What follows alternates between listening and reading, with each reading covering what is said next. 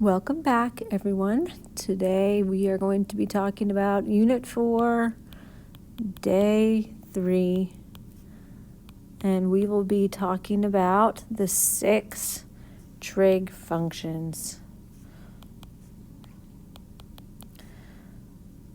That's right, I said 6.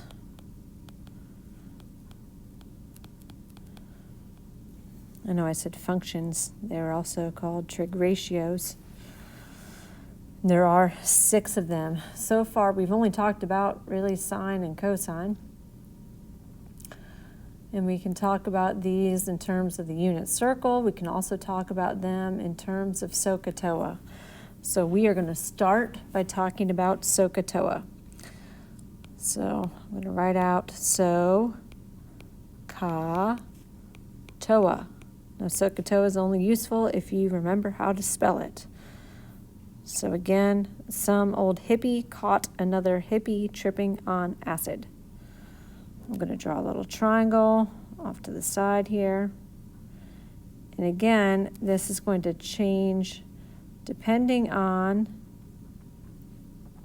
your perspective. So in our triangle, I'm going to put our unknown angle down here at the bottom. A right angle also down at the bottom. So your ratios are going to change based on which angle you're referencing. Our theta is down here at the bottom, so opposite our theta, it's going to be over here. Our hypotenuse is always across from the right angle, and so our adjacent is always the side touching the theta. All right, so we know that sine of the angle is opposite over hypotenuse. Cosine of the angle is adjacent over hypotenuse. And tangent of the angle is opposite over adjacent. Okay, so we've discussed those 3. The other 3 are the reciprocals of these. Reciprocal means that you flip all of these ratios. So the reciprocal of sine is cosecant. Cosecant. The abbreviation for that is CSC. So cosecant of theta is hypotenuse over opposite. The reciprocal for cosine is secant. That is SEC. And that's going to be hypotenuse over adjacent. And then the reciprocal for tangent is cotangent. And that's going to be COT for the abbreviation. So it's adjacent over opposite. We don't have a fun little acronym to remember these. You can come up with one if you want. But you just need to know the reciprocal. The really confusing part of this is that S and C go together. I did not mess that up. I know I mess things up sometimes, but I did not mess that up. S and C go together. The only one that really makes sense is that tangent and cotangent go together. All right, so let's do some problems. So the first example we're going to do is going to be find the value of the trig function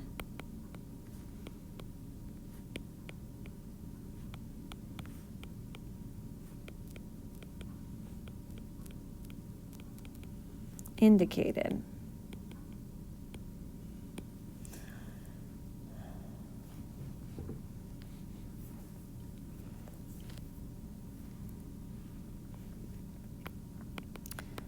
Assume all angles are in quadrant 1. We'll eventually go to other quadrants, but to begin us off with, we're going to start in quadrant 1. So the first example I'm going to give you that we're going to find the cosecant of theta if we know that the sine of theta equals 3/5. It's kind of a dumb problem.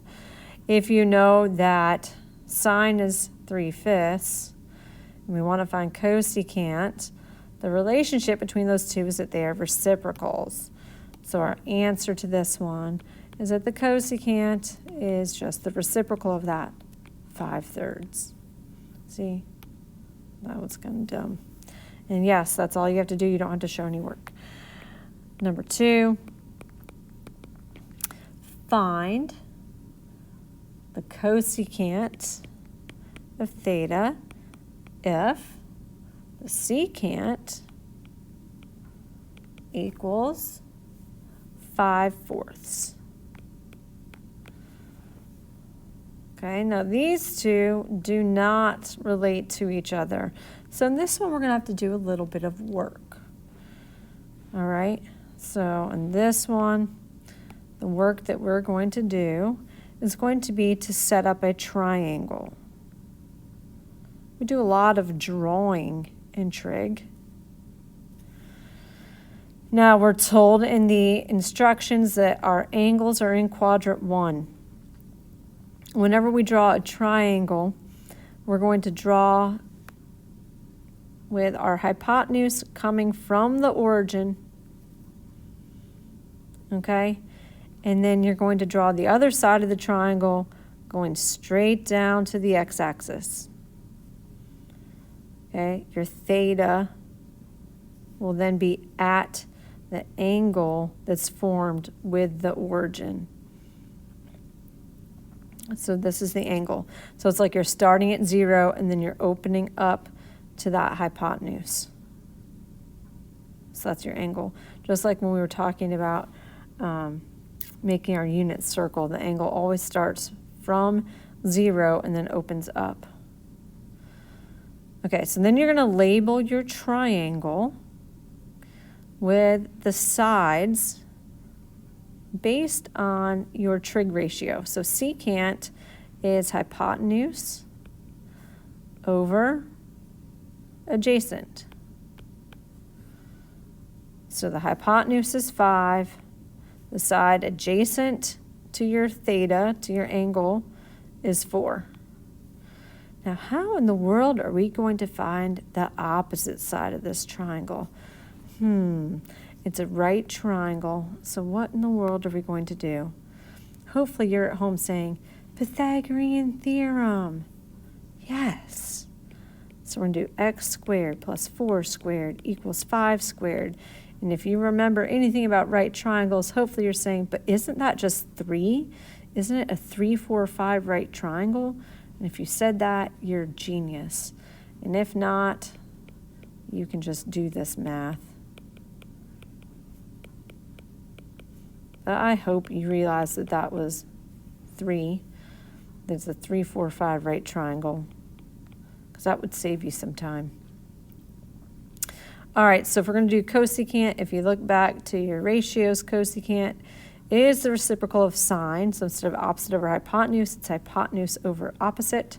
So the cosecant of the angle is hypotenuse 5 over opposite 3.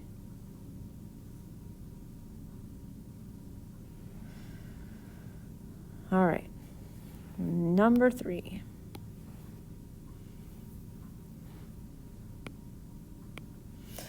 Number 3 is to find the tangent of theta if cosine is equal to 2/7. So again, tangent and cosine don't have a direct relationship with each other, so we are going to make a triangle. When in doubt, draw it out. Again, our instruction said that this was going to be in quadrant 1. So I'm going to make a hypotenuse coming from the origin and then always draw it straight down to the x-axis. The angle is going to be angle formed with the origin.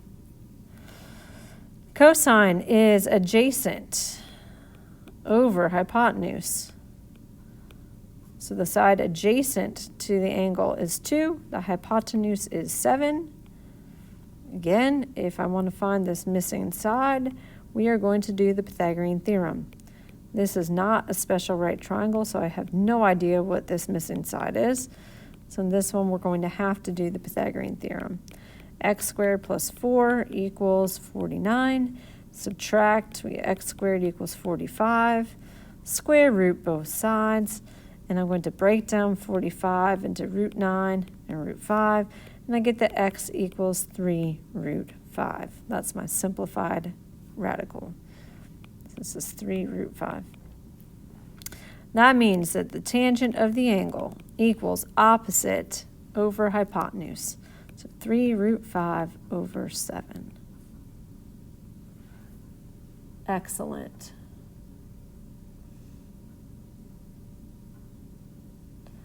Okay, the next thing we are going to talk about today is a follow-up to what we did last class, and that is finding sine, cosine, and now tangent, cosecant, secant, all of that lovely stuff from the unit circle without necessarily looking at the unit circle. So I want you to, let's see, we'll title this Finding the trig values. I'm going to say from the unit circle.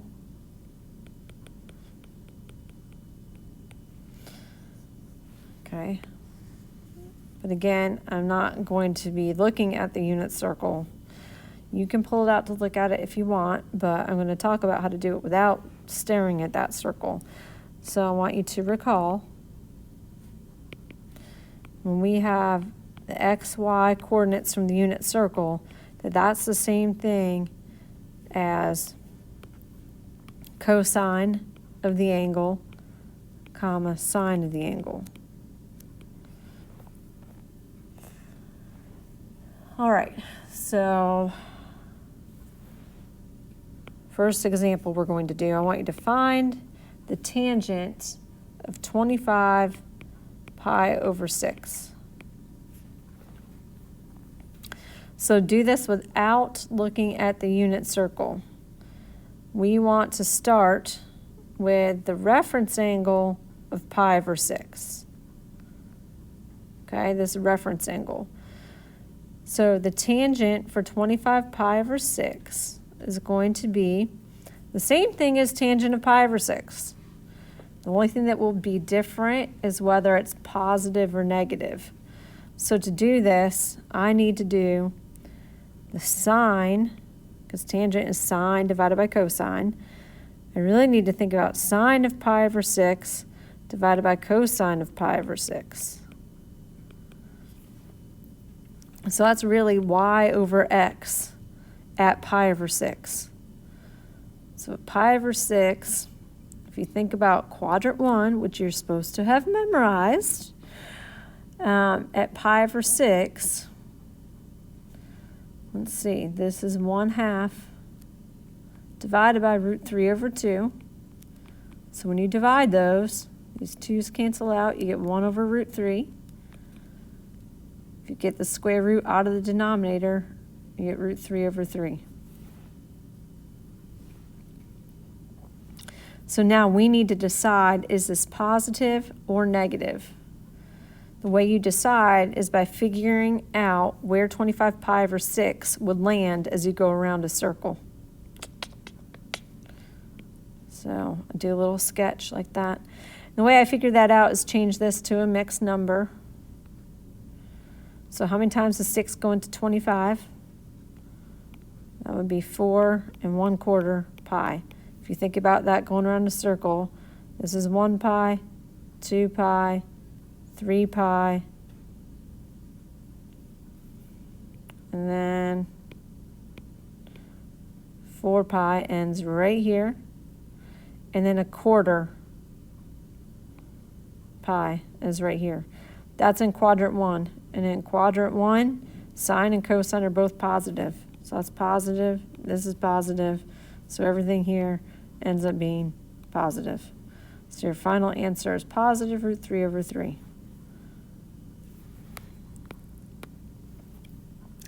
So I told my classes in class on day 1 that the point of doing this without staring at the unit circle is that if you're only answering like one question, it's not really worth it to draw the whole entire circle. So as you go into calculus or whatnot, you don't want to sit there and have to draw the entire circle just to answer one calculus problem. It's really a waste of time. So we're taking the time to teach you these processes so to save you time later on. All right, cosecant 4 pi over 3. So again, the reference angle is pi over 3. So you think about that in quadrant 1 and what your values are there. Cosecant is the reciprocal of sine. So you want to think of sine of pi over 3. So sine of pi over 3 is root 3 over 2. So I'm just going to think to myself, what is the sine of pi over 3? That would be root 3 over 2. That means cosecant would be the reciprocal of that. So it's going to be 2 over root 3. Okay, so now I just need to decide, is it positive or negative based on where this is going to be located on the unit circle. So again, I want to think about 4 pi over 3. So how many times does 3 go into 4? That's going to be 1 1/3 pi. So on a circle, I'm going to think about where that is. 1 pi, and then 1/3. It's going to be right here. Okay, so in that quadrant, since I'm below the x-axis, the y-coordinate is going to be negative. So for this one, we're going to keep negative. So that's your answer for that one. Number 3.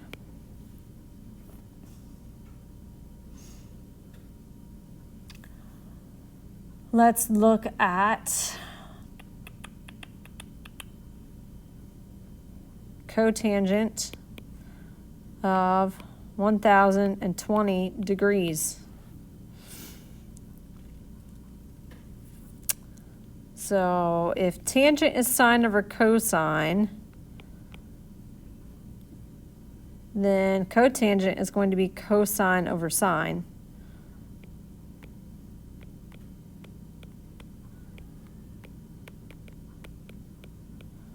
Or x over y. Now this one being in degrees is actually a little bit harder. A lot of times we think that degrees is going to be easier, but we can't use a reference angle as easily as we could with radians. So in this one, what you need to do is figure out what your reference angle basically is going to be, or your coterminal angle, or where this angle ends. So what I like to do for this is I like to just take 1020 and subtract 360. So I do 1020 and subtract 360 from this until I get an angle that's on the unit circle.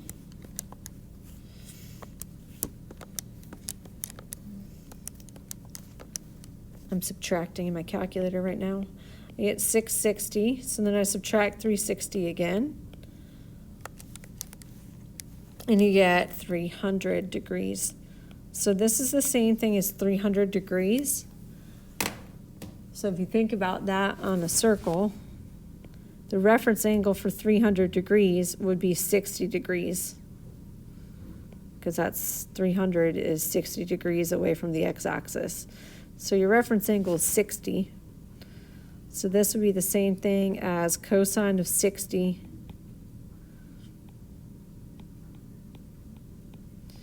over sine of 60. So that's 1/2 over root 3 over 2. The 2's cancel. You get 1 over root 3. That's the same thing as root 3 over 3. You just need to decide if it's positive or negative. We've already figured out where this lands on the unit circle. It's the same thing as 300 down here. So at this spot, the x is positive, the y is negative, a positive divided by a negative ends up being negative. So your final answer should be negative root 3 over 3.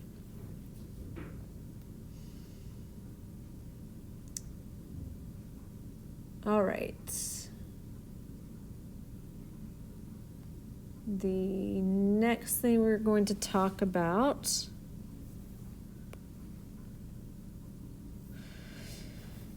is what to do when they give you information and your angle is not necessarily in the quadrant 1.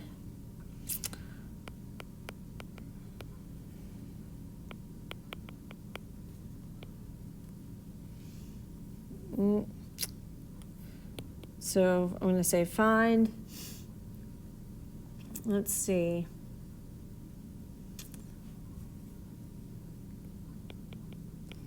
find sine theta if cosine theta is 12 over 13 and tangent of theta is less than 0. All right, so for this one, I'm going to do the same thing that I did in the earlier examples, and that is to draw a picture. When in doubt, draw it out. Okay, this one's even more important to draw it correctly because they are not telling you that this is in quadrant 1. Okay, our given information is going to be to find sine. Okay, and then this information right here is what's going to tell us how to set up our triangle. So according to this, cosine theta is 12 over 13. We know that cosine is positive. That tells us that we must be over here either in quadrant 1 or quadrant 4 because cosine's positive. That means we've gone to the right. From tangent being less than 0, that's telling you that tangent is negative. So if tangent's negative, that means that either x is positive and y is negative, or x is negative and y is positive. That's the only way that this can come out negative. So that means that your angle must be in quadrant 4. So again, you're going to draw the hypotenuse coming from the origin, and then you're going to draw your other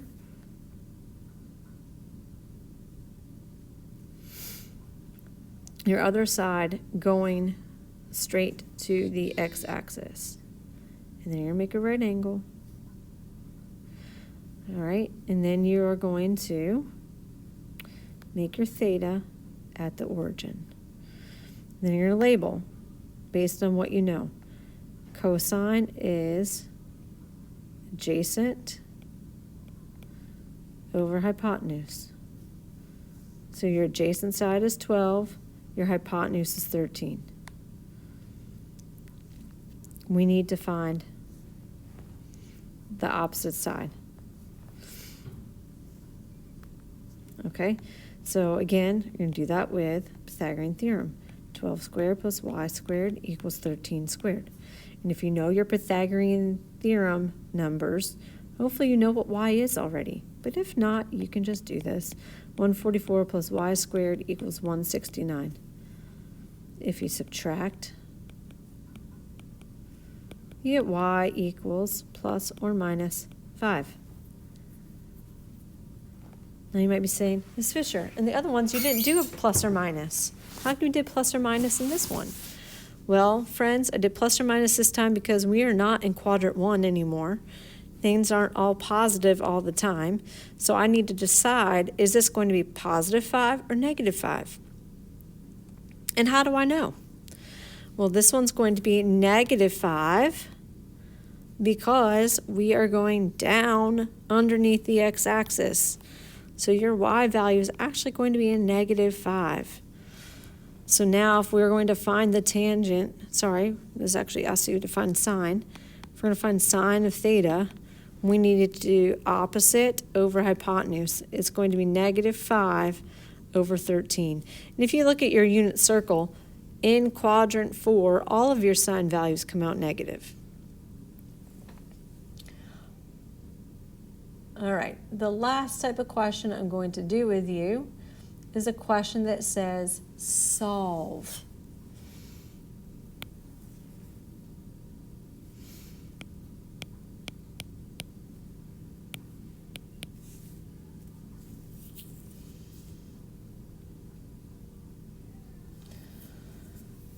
All right, these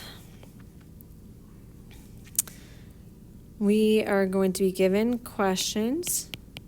We'll practice these more in class. But when it says solve, you'll be given a statement, basically. And then you'll be asked to find the missing variable. In this case, our variable is theta. So if we want to solve and find theta, that is an angle. So I need to think about our unit circle and think about all the places that have a cosine that's equal to root 3 over 2. So remember, cosine is x, so I'm looking for all the angles that have an x coordinate of root 3 over 2.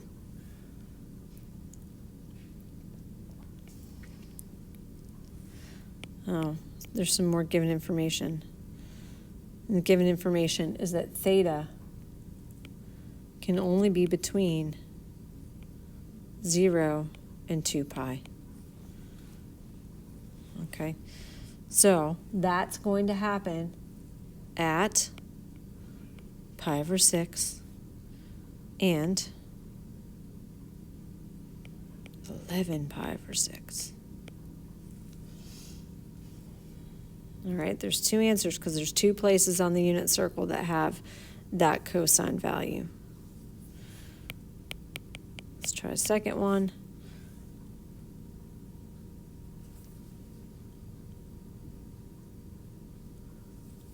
Let's do cotangent theta equals negative root 3. So again, I want to know an angle that makes this happen. The cotangent one, a little bit tricky because you have to think to yourself, what angle has a cosine divided by sine that comes out to this negative root 3? So it comes out to negative root 3 over 1.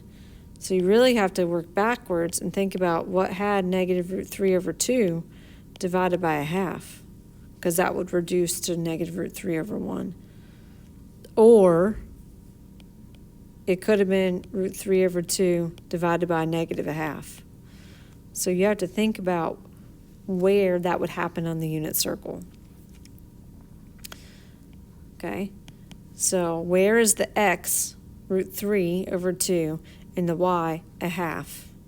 One being negative and the other being positive.